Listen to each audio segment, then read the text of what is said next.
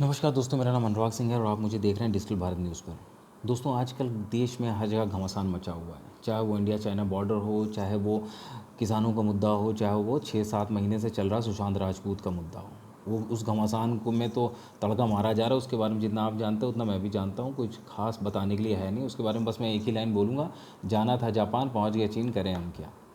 खैर, आज मैं जिस घमासान के बारे में बात करने आया हूँ, आपसे चर्चा करने आया हूँ, अपने मन की बात करने आया हूँ, क्योंकि मन की बात जो है दो तरफ़ा होनी चाहिए। The communication should be from both side.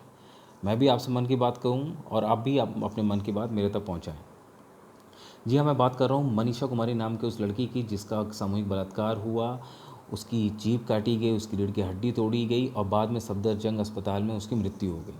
और मृत्यु होने के बाद सरकार ने कैसे उस पर लीपापोती करने की कोशिश की। बाप और भाई सफदरजंग अस्पताल के बाहर इंतज़ार कर रहे हैं कि मेरी बहन का, मेरी बेटी का इलाज चल रहा है, और पीछे के रास्ते से एम्बुलेंस निकल के सीधा हाथरस पहुंची।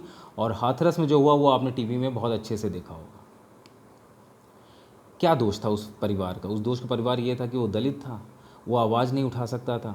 रात के 3 बजे अंतिम संस्कार कर दिया। अरे, अंतिम संस्कार की भी कुछ प्रोसेस होती है कि हर चीज़ पुलिस ही जानती है, हर चीज़ सरकार ही जानती है। बाद में आपने 25 लाख दे दिया, नौकरी दे दी, आपने घर दे दिया, सरकारी आवास दे दिया, उससे क्या होगा? वापस आ जाएगी क्या? वो खोई हुई इज्जत वापस आ जाएगी? खोई हुई बिटिया उस घर की वापस आ जाएगी? नहीं आएगी ना। तो क्या लिपा पोती करके क्या फ़ायदा है?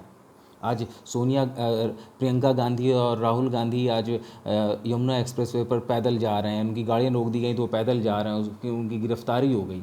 मैं नोएडा, ग्रेटर नोएडा एक्सप्रेसवे पर रहता हूँ और मेरी सोसाइटी से 1.5 किलोमीटर बाद से यमुना एक्सप्रेसवे चालू हो जाता है। मैं ऑफिस से लौट रहा था, 3 एम्बुलेंस रास्ते में फंसी हुई हैं। एक बंदा एम्बुलेंस उतर करके कह रहा है, भाई साहब मुझे जाने दो। गाड़ी वालों को हाथ पैर जोड़ा। गाड़ी वाले कह रहे हैं, भाई साहब कहाँ जाएं बताओ, कहाँ जाएं? आप ही उठा के गाड़ी मेरी इधर उधर कर दो, मैं तो आप चले जाओ।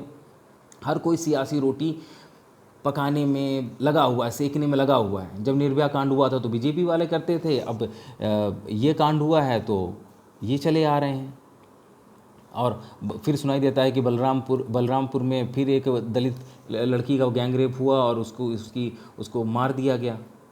कब तक ऐसे चलता रहेगा? सरकारों को क्या समझ में नहीं आता है कि क्यों क्राइम बढ़ रहा है? सिर्फ गोली मारने से, फांसी देने से क्राइम रुक जाएगा क्या?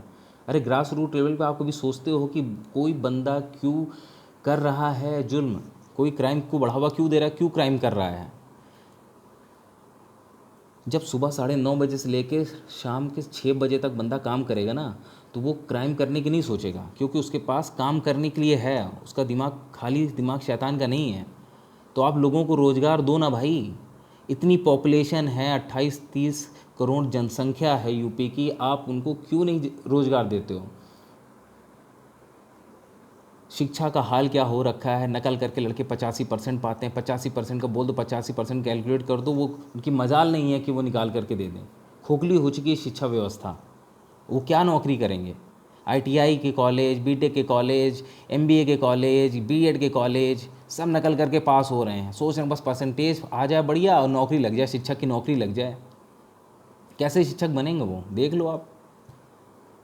तो भाई साहब, आप लोगों को, सरकारों को ये समझना होगा कि कैसे क्राइम को रोकना है। ठीक है, अनुशासन के दंड आवश्यक है, लेकिन उनके पास कोई मोटिवेशन भी तो होना चाहिए। उनके लिए काम भी तो आप दो।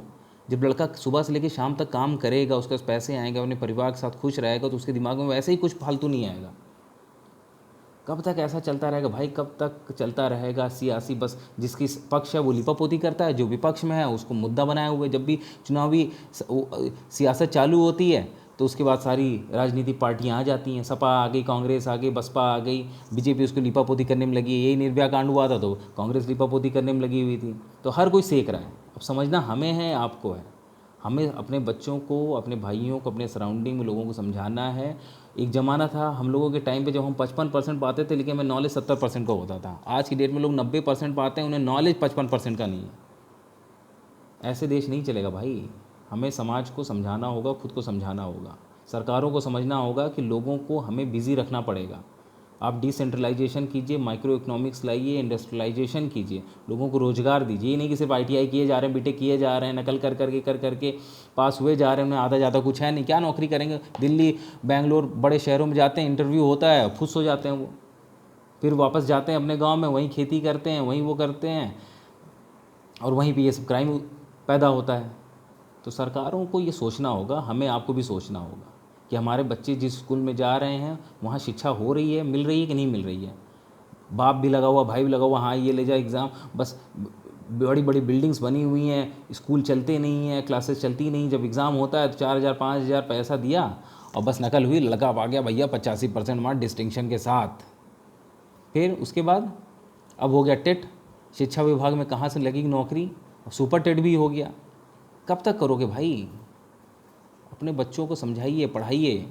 बुद्धिजीवी होंगे तो कहीं ना कहीं कुछ ना कुछ कर लेंगे, और सरकारों को भी चाहिए कि उनके लिए मौका बनाएं, तो उनको मौका दिलाएं, तब वो आगे बढ़ पाएंगे और तब समाज में ठहराव आएगा। ये चीज़ समझने वाली बात है। धन्यवाद।